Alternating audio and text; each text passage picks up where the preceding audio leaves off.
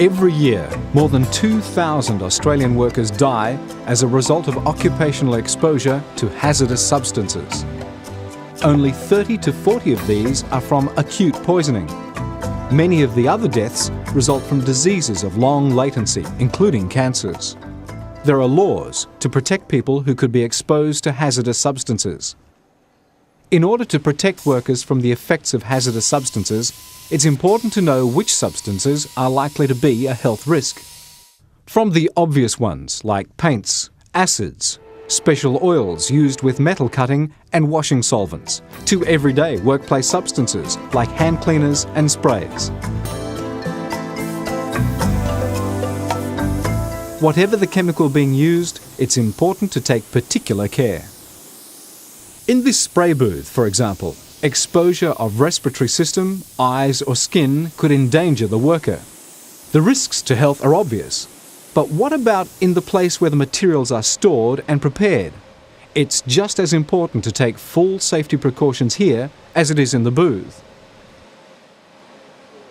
Wherever chemicals are used in the workplace, you'll need to consider the risk to workers. If possible, substitute a harmful product with a less hazardous one that does the job. Product labels and material safety data sheets will help to identify the risks involved in using particular substances. Make sure staff are aware of these risks. Suppliers of hazardous substances must supply a current Material Safety Data Sheet, MSDS. They provide information on the correct use, storage and handling of chemicals, as well as the required response in the case of exposure or spillage. If you are unsure about a product and an MSDS has not been provided, ask your supplier for one. These must be made available to employees who may use the substance.